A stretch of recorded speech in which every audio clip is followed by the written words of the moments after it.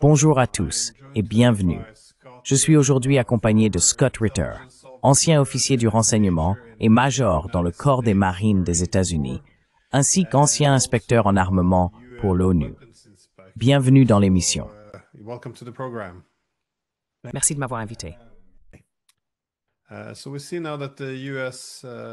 Nous voyons donc maintenant que les États-Unis, du moins en apparence, semblent pousser à des négociations à la fois avec la Russie et bien à travers le Moyen-Orient. Au moins avec Israël, c'est moins certain, mais au moins avec l'Iran. Mais je pensais que nous pourrions peut-être commencer par l'Ukraine, car Washington affirme désormais que les Ukrainiens, les Européens et les Russes doivent présenter des propositions. Sinon, les États-Unis se retireront tout simplement.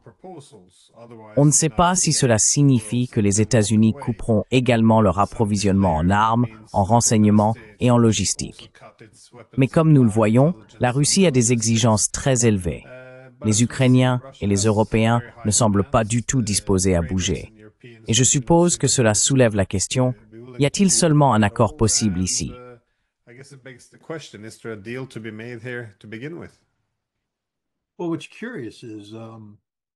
Eh bien, ce qui est curieux, c'est que tout d'abord, il faut saluer l'administration Trump pour avoir accepté de dialoguer avec les Russes. C'est un progrès majeur par rapport à la position adoptée auparavant par l'administration Biden, qui avait pratiquement rompu toutes les relations diplomatiques.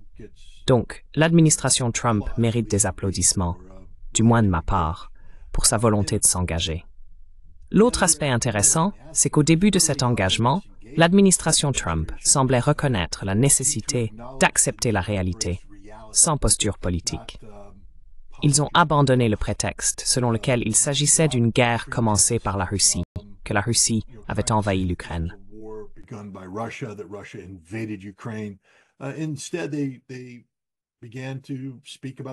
Au lieu de cela, ils ont commencé à parler de la réalité de la situation, que l'expansion de l'OTAN était un facteur majeur de cette guerre et que Zelensky portait une grande part de responsabilité dans le conflit. Le président et nombre de ses conseillers ont même laissé entendre que s'ils étaient Vladimir Poutine, ils auraient agi de la même manière, qu'ils estiment que la Russie avait parfaitement le droit d'agir pour sa propre défense en lançant l'opération militaire spéciale.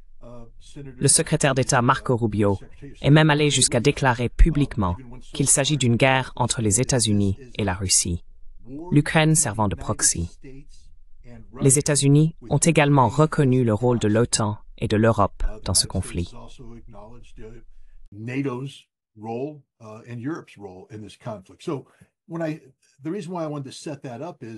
La raison pour laquelle je voulais poser cette question est la suivante. Pourquoi, tout à coup, les États-Unis estiment-ils que la Russie doit agir comme si elle était la partie fautive et devait donc faire des concessions? Vous savez, les États-Unis, Donald Trump a critiqué Zelensky, à juste titre selon moi, et a indiqué que l'Ukraine devait prendre certaines mesures. Mais les États-Unis n'ont pas adopté le même ton envers l'Europe. C'est comme si l'Europe n'avait rien à voir avec le conflit ukrainien, comme si l'OTAN n'avait rien à voir avec ce conflit. Et c'est là l'erreur. L'Europe et l'Ukraine doivent faire toutes les concessions, parce que l'Europe et l'Ukraine sont seuls responsables de ce conflit.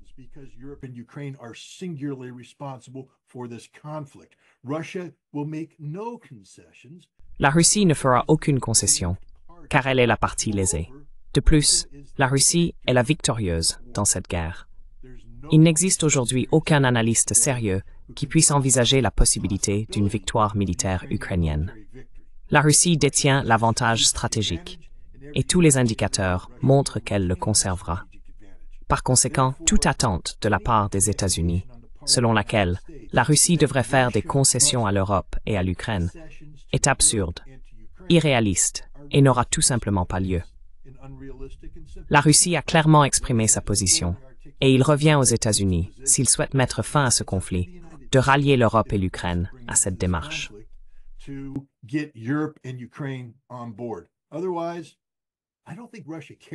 Sinon, je ne pense pas que la Russie se soucie du fait que les États-Unis se retirent.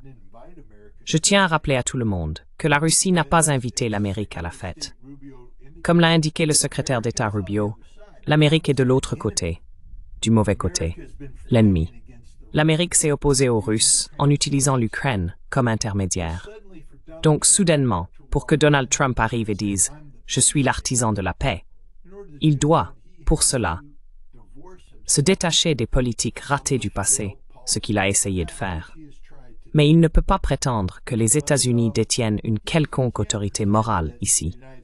Nous avons contribué à déclencher cette guerre. Nous avons clairement entretenu cette guerre. Et la Russie n'est pas obligée de nous accorder quoi que ce soit.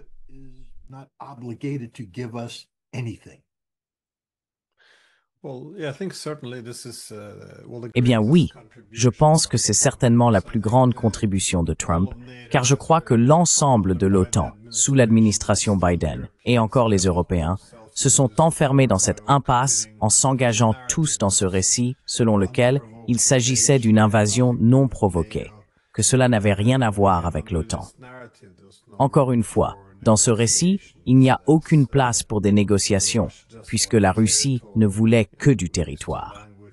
On utilisait le langage de l'apaisement, et on ne pouvait pas finir une phrase sans évoquer Hitler. Je pense que c'est la contribution principale, car une fois que l'on reconnaît qu'il y a eu provocation, qu'il s'agit d'un conflit, comme tu l'as dit, Marco Rubio l'a dit, entre l'OTAN et la Russie, alors il y a matière à négocier. On peut trouver la paix. Something to negotiate about. You can find a peace, but I picked up on the same thing as you. I didn't notice. Mais j'ai remarqué la même chose que toi.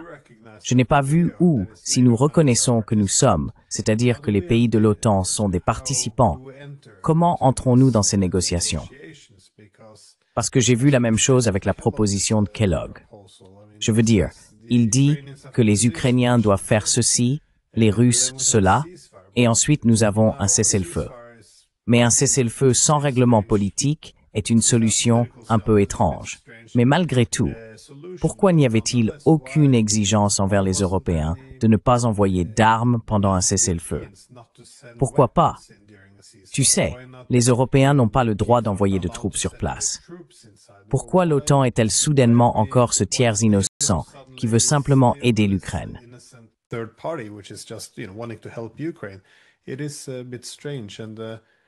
C'est un peu étrange. Et cela m'amène aussi à ma question. Pourquoi les États-Unis en font-ils plus? On dirait que nous mettons toute cette pression sur Zelensky pour qu'il accepte que l'Ukraine n'adhérera pas à l'OTAN. Mais pourquoi ont-ils leur mot à dire? Ils ne font pas partie de l'OTAN. Il n'est pas possible que les États-Unis disent « D'accord, nous allons signer un accord selon lequel l'Ukraine ne fera jamais partie de l'OTAN. » Pourquoi? Et vous savez, l'OTAN ne devrait pas envoyer de troupes en Ukraine. Pourquoi? C'est comme si l'OTAN ne pouvait pas faire autrement. C'est juste, vous savez, cette force irrésistible. Et donc, la Russie doit conclure un accord avec les Ukrainiens. Mais c'est l'OTAN. Pourquoi l'OTAN ne pourrait-elle pas conclure un accord avec les Russes? Why can't NATO make a deal with the Russians? I think Donald Trump is a prisoner of his own history. Je pense que Donald Trump est prisonnier de sa propre histoire. Rappelez-vous, il s'agit de son deuxième mandat. Son premier mandat a commencé il y a 8 ans, et il a été marqué par l'expansion par Donald Trump de l'aide militaire américaine à l'Ukraine.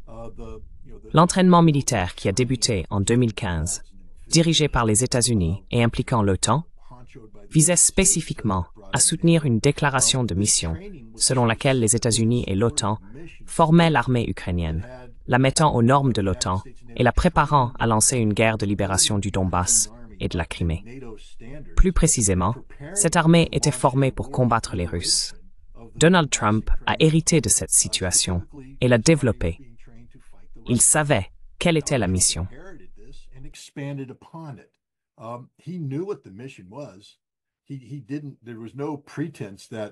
Il n'y avait aucune prétention que ce que nous faisions concernait la défense de l'OTAN. Aujourd'hui, Donald Trump se vante. « Je leur ai donné des armes offensives », dit-il. Je leur ai donné... Pourquoi? Pourquoi donner des armes offensives? Et il y a une chose dont personne ne parle, la construction de 20 bases de la CIA en Ukraine. Cela a été fait sous Donald Trump. Quelle était la mission de ces bases? Se tenir la main et chanter Kumbaya. Apprendre à chanter Katyusha.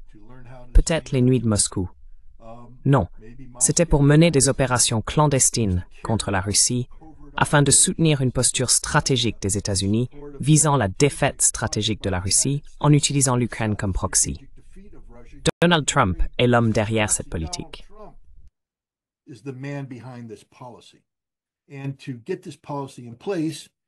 Et pour mettre en place cette politique, les États-Unis sous Trump ont travaillé avec l'OTAN pour générer du soutien et ont collaboré avec l'Ukraine afin de créer une orientation politique consensuelle visant à provoquer un conflit pour affaiblir la Russie et renverser Vladimir Poutine. Donald Trump est prisonnier. C'est la guerre de Donald Trump. Peu importe à quel point il veut dire que c'est la guerre de Joe Biden, la réalité est que Trump a créé toutes les conditions préalables à ce conflit. C'est Trump qui l'a fait. Donc aujourd'hui, Trump est prisonnier de cette réalité. Et je pense qu'il ne veut pas trop en parler, parce qu'il risque que des gens lèvent la main et soulèvent des vérités dérangeantes. Ce que Trump a fait, c'est diviser son équipe en deux parties. Une partie, c'est celle de Keith Kellogg. Je pense que Mike Waltz est de ce côté. Ce sont les partisans de l'OTAN. Trevor Eggenspren.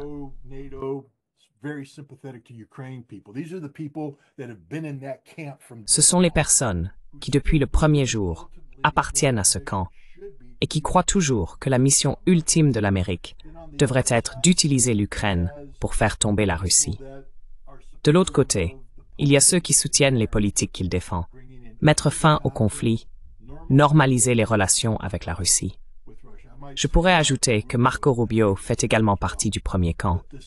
Mais dans le second camp, on retrouve les Pete Hegseth, les GD, Vance et un nouveau nom qui a émergé, Steve Witkoff, un homme dont personne n'avait entendu parler avant cette version de l'administration Trump.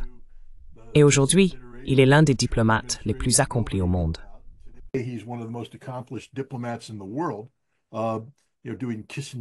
Vous savez, mener une diplomatie de type kissingerien, des navettes diplomatiques. Et je le dis avec éloge. Je veux dire, je suis impressionné par ce que fait Witkoff. J'admire ce qu'il fait et j'espère qu'il réussira. Mais Trump a créé une équipe de sécurité nationale bipolaire qui est en guerre contre elle-même. Ils sont là, il n'y a aucune discipline en matière de communication en ce moment. On peut demander à Witkoff de rencontrer Poutine et de dire une chose, puis immédiatement Kellogg passe à la télévision et dit quelque chose de complètement différent. Donc en gros, nous avons une politique ukrainienne qui est en guerre contre elle-même. Et cela conduit à la dysfonction. Parce que comment peut-on s'attendre à ce que l'Europe, à quoi sont-ils censés s'aligner? À quelle branche du parti de Trump?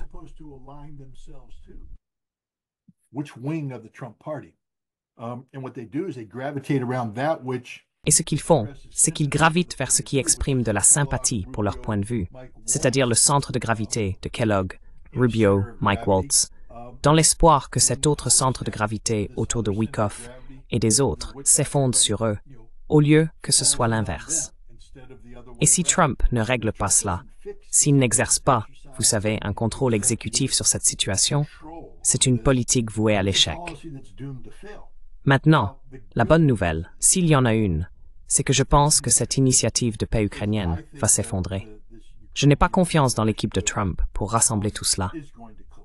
Mais je pense que la vision stratégique de Trump, qui consiste à avoir de meilleures relations avec la Russie, survivra, que Trump se retirera de ce conflit en Ukraine et, ce faisant, se détournera de l'Ukraine et de l'OTAN, ce qui signifie qu'il va laisser l'Ukraine et l'OTAN mijoter dans leur propre jus.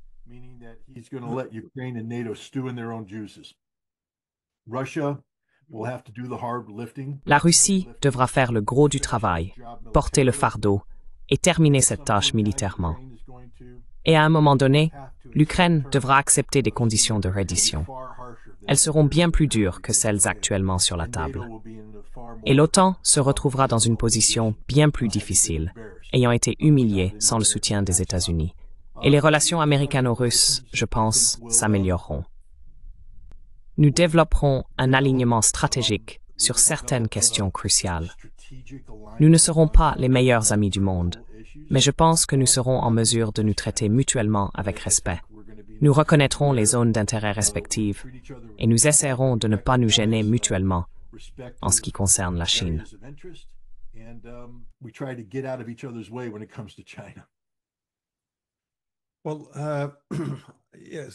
Eh bien, oui, une chose qui m'a un peu dérouté, c'est le contenu de cette proposition qu'ils mettent en avant, car il semblait que l'accord que les États-Unis proposaient aux Ukrainiens était entièrement centré sur la Crimée. Et cela m'a paru un peu étrange, parce que les Russes ont clairement exprimé leurs exigences, et ils les répètent sans cesse. Ils veulent la neutralité de l'Ukraine, et aussi des concessions territoriales pour les territoires perdus pendant la guerre. Mais pourquoi la Crimée? J'ai entendu parler d'un allègement des sanctions, mais les Russes n'ont pas demandé cela. Ils insistent beaucoup sur la Crimée, la reconnaissance de la Crimée, mais les Russes n'ont pas vraiment demandé cela non plus. Pourquoi cela semble-t-il être le point central des discussions?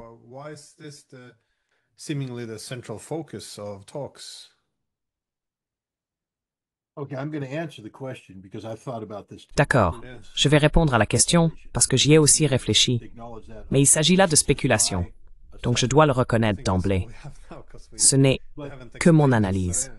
Oui, je pense que c'est tout ce que nous avons pour l'instant, car cela ne nous a pas été expliqué. Quand j'examine les déclarations faites par Donald Trump et son administration, surtout Trump, il est très important, même si parfois frustrant, de lire ces publications sur les réseaux sociaux parce qu'elles sont déroutantes. Mais sur la Crimée, il passe énormément de temps à critiquer l'Ukraine et Obama. Il dit que l'Ukraine a perdu cela sous Obama, pas sous moi, sous Obama et l'Ukraine. Pourquoi n'avez-vous même pas tiré un seul coup de feu pour défendre cela?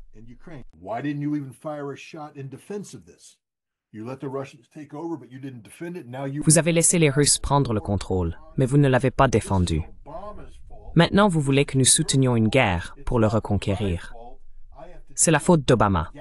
C'est votre faute. Ce n'est pas ma faute.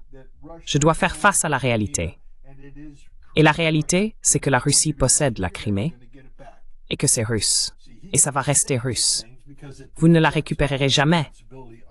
Vous voyez, il peut dire ces choses parce que cela détourne toute responsabilité de lui. Et c'est ça l'important.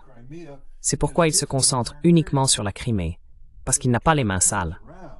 Mais si Trump se retourne et abandonne Kherson, Zaporizhia, Donetsk et Lugansk, alors la faute lui incombe. C'est Trump qui a tout cédé. C'est Trump qui a abandonné sans tirer un seul coup de feu.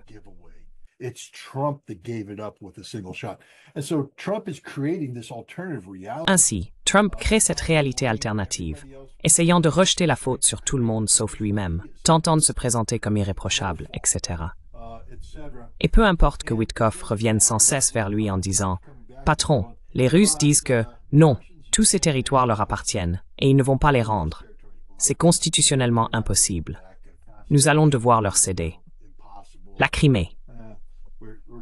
J'essaie de vous dire qu'il y a 4 autres territoires là-bas, la Crimée. Trump n'entend que ce qu'il veut entendre. Il ne dit que ce qu'il veut dire. Et c'est pourquoi, au final, ces négociations échoueront, parce que Trump n'est pas prêt à assumer un rôle de leader.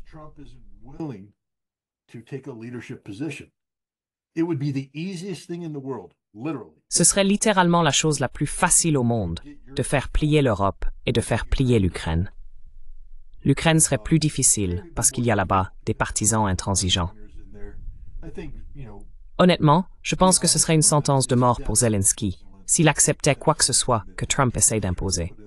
Mais Zelensky a une peine de mort sur la tête depuis longtemps déjà à cause de ce qu'il a fait. Au final, l'Ukraine ne survivra pas à ce conflit.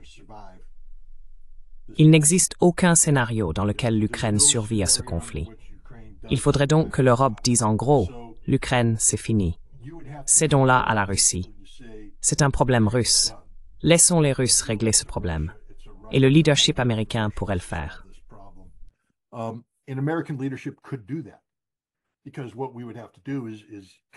Parce que ce que nous devrions faire, c'est convaincre l'Europe que nous fixons la limite à l'Ukraine, qu'il n'y aura pas d'autres aventures russes. La Russie n'ira pas en Moldavie. la Russie ne menacera pas les États baltes. Nous pourrions faire ces déclarations parce que la Russie ne veut pas menacer ces États. C'est une position facile à adopter pour les États-Unis, car cela ne nous coûte littéralement rien. Et cela va de pair avec notre tentative d'améliorer les relations. Mais nous ne faisons pas cela. Nous avons permis aux Européens d'attacher une valeur à l'Ukraine, valeur psychologique, valeur morale, valeur économique, qui n'existe tout simplement pas. L'Ukraine est littéralement, vous savez, le gouffre dans lequel on jette de l'argent et où il ne cesse de disparaître. On ne peut pas la réparer.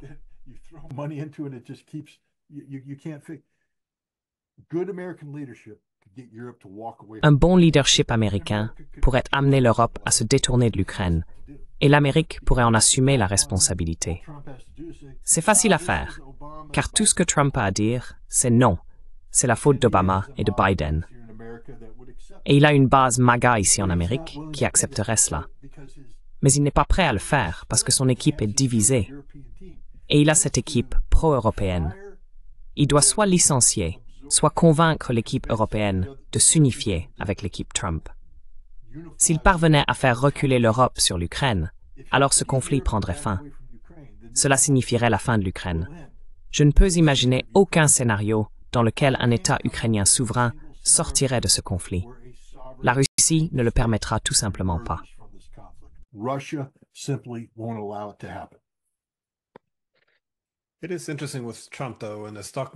C'est intéressant avec Trump, cependant. Quand la bourse baisse, c'est l'économie de Biden.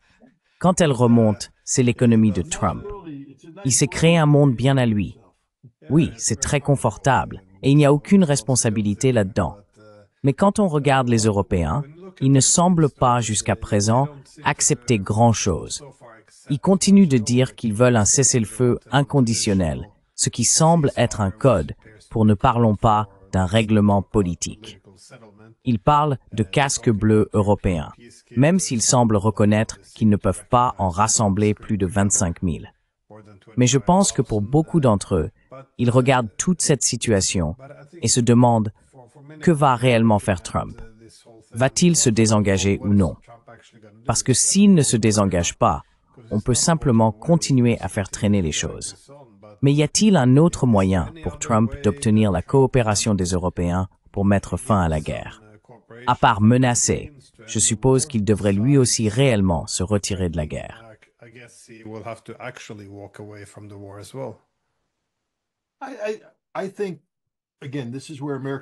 Je pense, encore une fois, que c'est là que le leadership américain entre en jeu. Je ne peux pas parler au nom de Donald Trump, et je ne peux pas prétendre savoir ce qui se passe à huis clos. Je crois qu'il y a une volonté, de la part de l'administration Trump, de désengager les États-Unis de ce cauchemar européen, parce que c'en est un. L'Europe est un véritable cauchemar. Je m'excuse, je sais que vous faites partie de l'Europe, mais j'ai du mal à voir la viabilité de l'expérience de l'Union européenne. Je vois l'Europe se fracturer sur de nombreuses lignes de faille différentes. Je ne vois pas de continuité dans les objectifs. Et je ne vois pas non plus l'Europe capable d'avoir une vision commune, non seulement sur les questions économiques, mais aussi sur les questions militaires. Comment créer cela?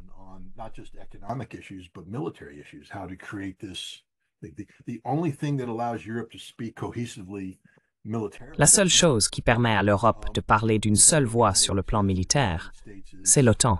Et l'OTAN ne peut exister que si les États-Unis y participent de manière volontaire et significative. Donc Trump parle de s'en détacher. Mais si l'on ne veut pas se séparer complètement de l'Europe, même si cela pourrait séduire des gens comme moi, ce n'est pas une politique réaliste. Nous n'allons pas nous séparer de l'Europe. Il y a trop d'histoires communes.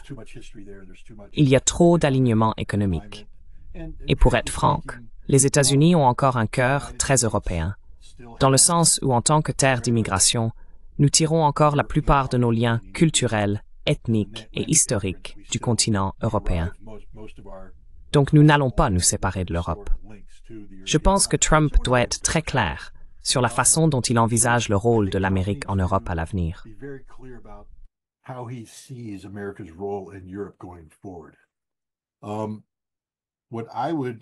Ce que je dirais, si je le conseillais, c'est que nous devons rassurer les Européens sur le fait que nous n'allons pas quitter l'OTAN, que l'OTAN continuera d'exister et que l'Amérique restera le garant stratégique de l'Europe, mais que l'OTAN deviendra une organisation exclusivement défensive, que l'époque où l'on tentait de projeter la puissance de l'OTAN dans le Pacifique, en Afrique du Nord ou au Moyen-Orient est révolue.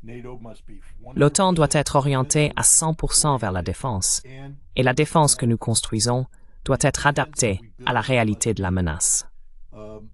Et puisque les États-Unis sont le leader de l'OTAN, puisque nous sommes votre garant, nous faisons la paix avec la Russie. L'OTAN doit donc s'ajuster en conséquence. Vous n'êtes pas en guerre avec la Russie. Vous ne devez pas vous préparer à une guerre contre la Russie. Vos forces armées ne doivent pas être conçues pour vaincre la Russie sur le champ de bataille. Voilà, nous allons vous professionnaliser. Nous allons affûter les choses.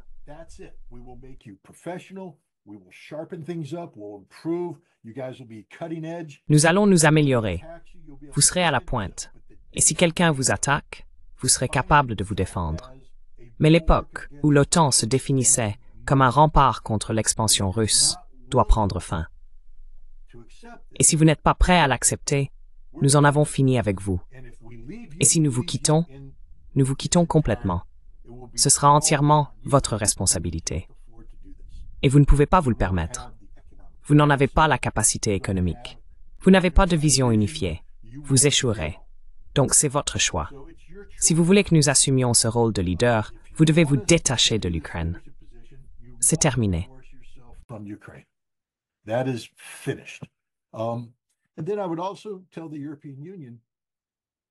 Et puis, je dirais aussi à l'Union européenne, vous devez mettre fin à cette tendance vers l'autocratie européenne. Vous devez permettre aux nations de s'exprimer démocratiquement. Si la Hongrie décide qu'elle a un certain aspect de souveraineté, cela doit être respecté. Si la Roumanie décide, cela doit être respecté.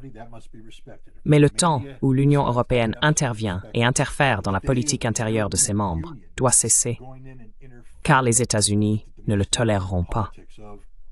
Et la raison pour laquelle j'insisterai là-dessus n'est pas parce que les États-Unis croient en la démocratie, car nous savons que les États-Unis ne croient pas en la démocratie.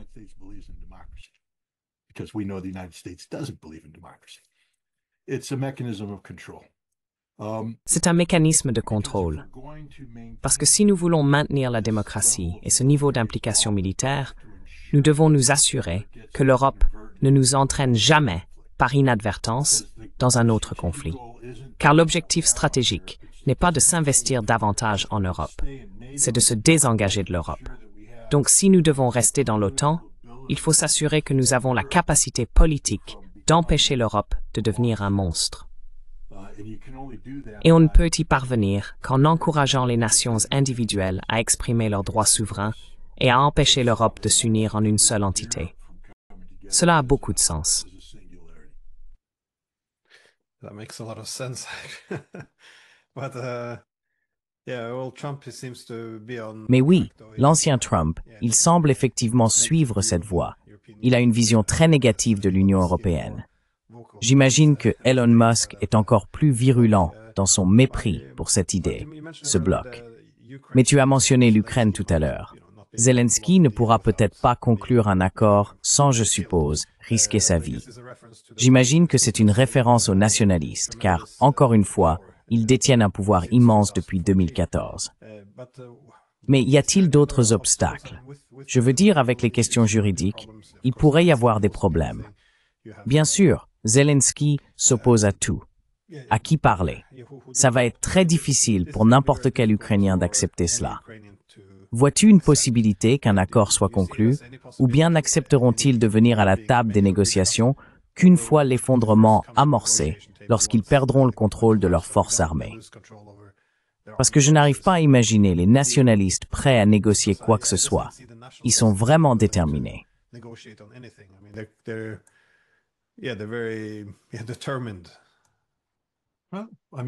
Eh bien, je veux dire, je pense qu'à la fin de 1944, au début de 1945, il y avait un grand nombre de formations SS dans l'armée allemande. Beaucoup d'entités paramilitaires nazies, des fidèles du parti, qui disaient « Nous ne nous rendrons jamais ». Et pourtant, en mai, ils avaient été vaincus. Je ne veux pas être trop dur ici, mais si vous êtes un nationaliste ukrainien, votre avenir est sombre. Et il faut vous le dire, vous allez mourir. Soit vous mourrez sur le champ de bataille, soit vous serez exécuté pour les crimes que vous avez commis. Il n'y a aucune sympathie ici. Vous n'aurez pas de seconde chance. Si vous n'avez pas commis de crime passible de la peine de mort, vous serez arrêté, poursuivi, et vous passerez un sacré bout de temps en prison.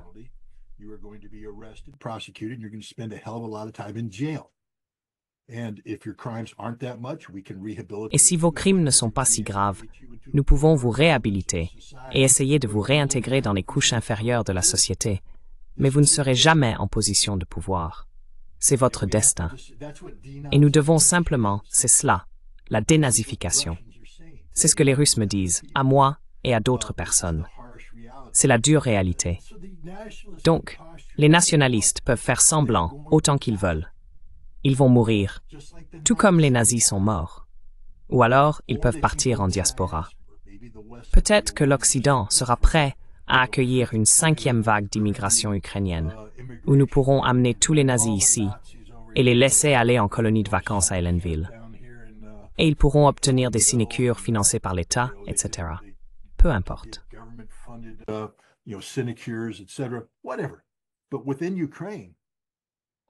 Mais en Ukraine, ils sont morts. C'est la réalité. Je ne comprends pas pourquoi certains font semblant du contraire. Vous savez, la Waffen-SS fanfaronnait jusqu'au moment où ils étaient morts, où ils ont été vaincus. Et la Russie est en passe de vaincre ses nationalistes sur le champ de bataille. Mais une partie du processus de dénazification, auquel la Russie ne renonce pas, consiste en des changements constitutionnels, et le gouvernement sera remplacé. Zelensky n'est pas l'avenir de l'Ukraine. Et les gouvernements sympathisants de Zelensky ne sont pas l'avenir de l'Ukraine. Si vous avez déjà pris une photo en souriant avec le portrait de Stepan Bandera derrière vous, vous ne ferez pas partie de l'avenir politique de l'Ukraine.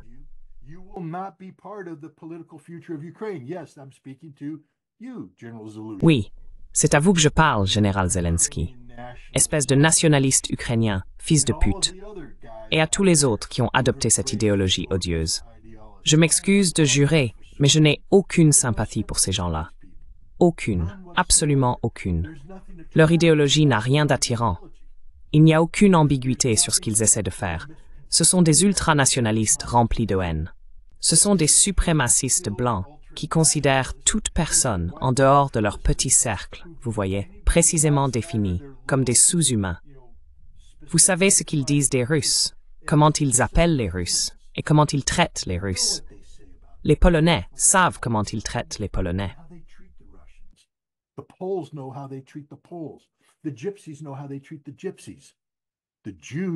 Les Tziganes savent comment on traite les Tziganes.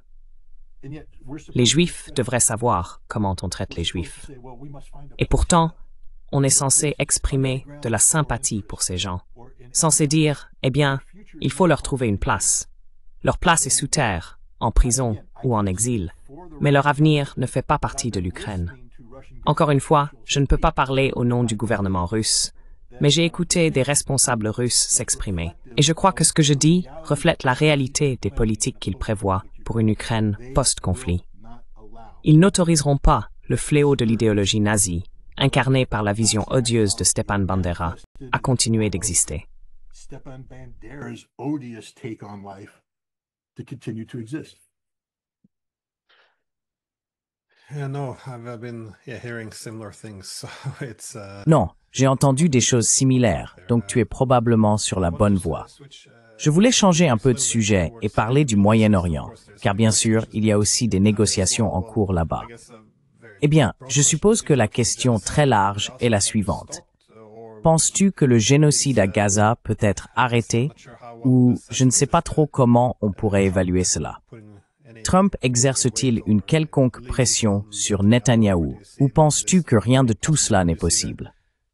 Ou vois-tu des réalités sur le terrain qui pourraient pousser les Israéliens à arrêter les tueries? Bien sûr, le génocide peut s'arrêter. Il suffirait d'un coup de fil du président des États-Unis pour que le génocide cesse. It takes one phone call from the President of the United States to make the genocide stop. And we proved that in the past. Steve Witkoff's initial visit to the... Et nous l'avons prouvé par le passé. La première visite de Steve Witkoff dans la région a abouti à un cessez-le-feu, parce que le président le voulait, même si Netanyahou ne le voulait pas. Nous l'avons imposé. Mais le président doit vivre dans un monde défini par la réalité. Et je ne suis pas heureux de ce que je vais dire, mais c'est la vérité. Le lobby pro-israélien, pro-sioniste, exerce ici, aux États-Unis, une influence et un contrôle politique sans précédent, à tel point qu'il est presque impossible d'être élu. Il est impossible d'accéder à un poste élevé si l'on n'adopte pas une position pro-israélienne. Ce président, pendant sa campagne, a adopté une position très pro-israélienne. Et ce président s'est entouré sans doute du cabinet et des responsables subalternes les plus pro-israéliens, plus que tout autre président de l'histoire moderne.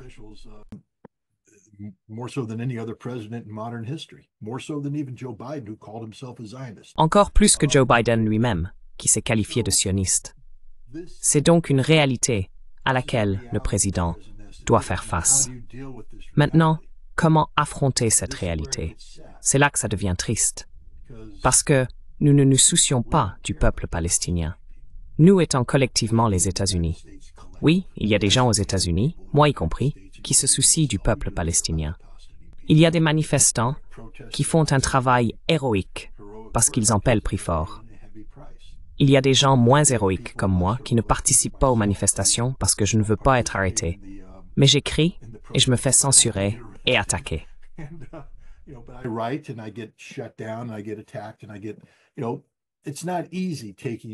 Il n'est pas facile de prendre position en faveur de la Palestine et contre Israël.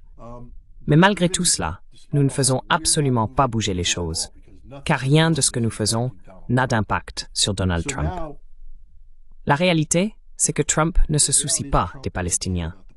Il est prêt à les sacrifier au nom d'un objectif politique plus large. Trump, tout comme il veut se désengager de l'Europe, veut aussi se désengager du Moyen-Orient. Nous ne pouvons pas nous enliser dans ces guerres qui durent depuis des décennies, qui nous coûtent des milliers de milliards de dollars et qui détournent d'importantes ressources économiques, militaires et politiques vers la région. Sa priorité numéro 1, c'est la Chine. Et il doit créer un scénario mondial qui lui permette de se concentrer uniquement sur la Chine, sans risquer qu'un événement déstabilisateur ne survienne ailleurs.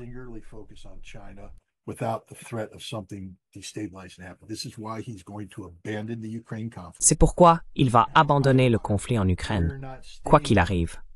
Nous ne restons pas impliqués en Ukraine, parce que notre priorité, c'est la Chine, et l'Ukraine est une distraction. Et c'est pour cela qu'il va essayer de négocier un accord de paix, un accord nucléaire avec l'Iran, afin que nous puissions. Ce sera un accord qui ne comportera pas de clauses susceptibles de créer des conflits à l'avenir. Ce sera un accord définitif. Ce sera l'accord qui donnera à l'Iran la possibilité d'avoir un programme d'enrichissement nucléaire sous inspection. Mais la perspective d'une action militaire sera écartée, car nous ne voulons pas faire la guerre à l'Iran. Israël, oui.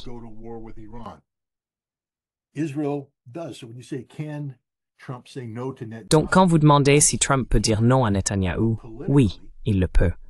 Mais politiquement, il doit avoir une soupape de sécurité qui compense l'angoisse que la paix avec l'Iran va provoquer. Et cette soupape de sécurité, c'est Gaza. Il va donner le feu vert à Israël pour faire tout ce qu'ils veulent à Gaza, pour bombarder Beyrouth, pour manœuvrer en Syrie. Ils peuvent faire tout cela parce que cela ne nécessite pas de soutien militaire américain. L'Iran, en revanche, exige un soutien militaire énorme que nous ne voulons pas fournir. Donc, je pense que nous allons faire la paix avec l'Iran, dire à Israël de faire ce qu'il doit faire à Gaza, puis l'impliquer dans les combats et faire en sorte que les outils arrêtent d'interdire la navigation.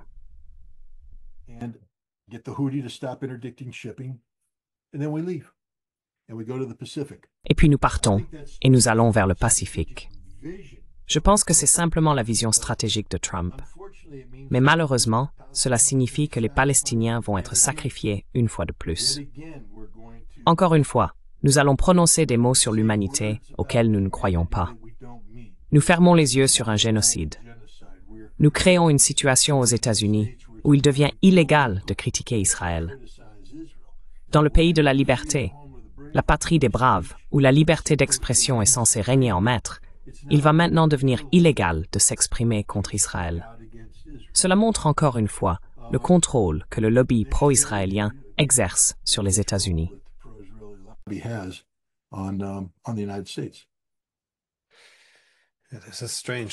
C'est étrange. Soutenir un génocide, ça passe.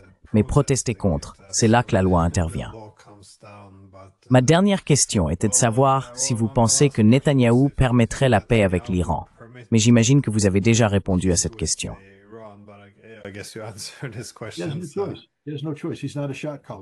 Il n'a pas le choix.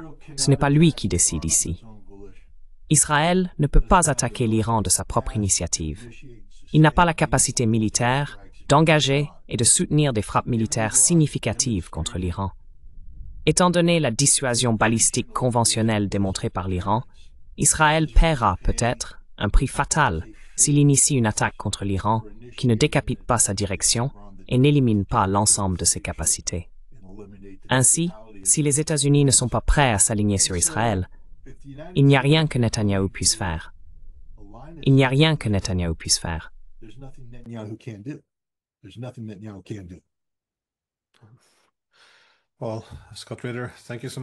Eh bien, Scott Ritter, merci beaucoup pour votre temps. C'était vraiment intéressant.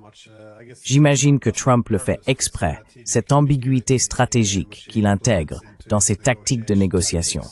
Donc, il est facile de s'y perdre. Donc, oui, encore merci. Ça nous permet de garder notre emploi. D'accord. Eh bien, merci. Merci de m'avoir invité. Passez une excellente journée. Merci encore.